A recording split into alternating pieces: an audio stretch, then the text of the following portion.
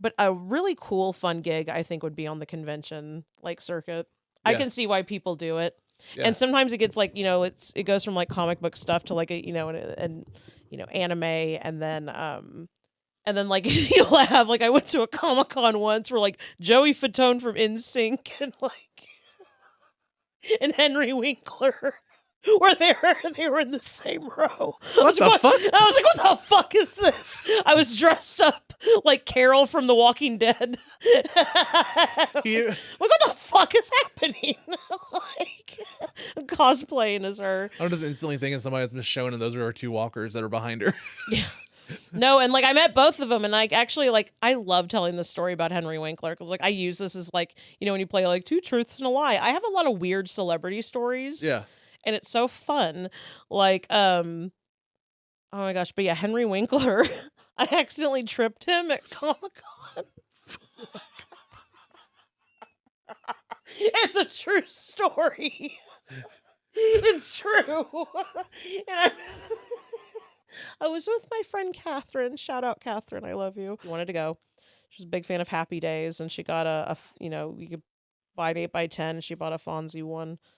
And Of course. he was taking his time with like every single person. Good. It was really sweet.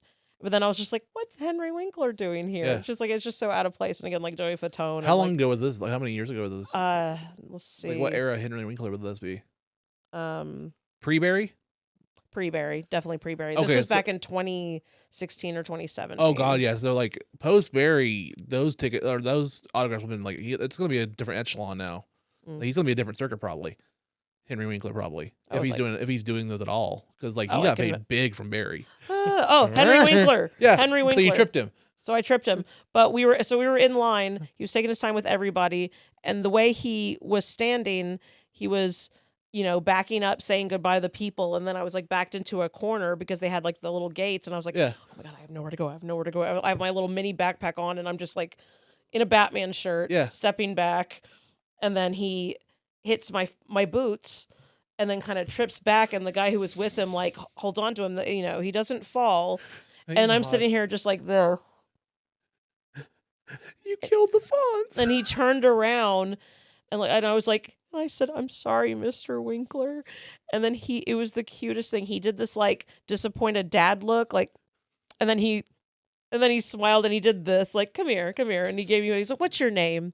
You know, and gave me a big old hug, and then you met my friend Catherine, and then I was like, well, how do you like Tulsa so far? And he's just like, you know what? It's pretty great. My wife and I went to this restaurant last night.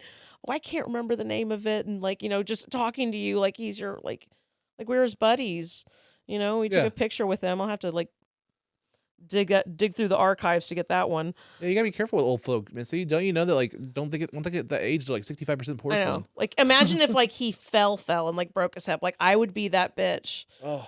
Who broke Henry Winkler's hip, and he's one of like the beloveds, you know, like he's in the with Danny DeVito, Tim Curry, Sir Patrick Stewart, Ian McKellen, Betty White, like he's in that, you know, it's fucking Henry Winkler. Yeah. Like I would be that bitch. He didn't break anything jumping the shark. Literally. He coined the phrase jumping the shark. Trips over a fucking clown. Yeah. Unloading the meat.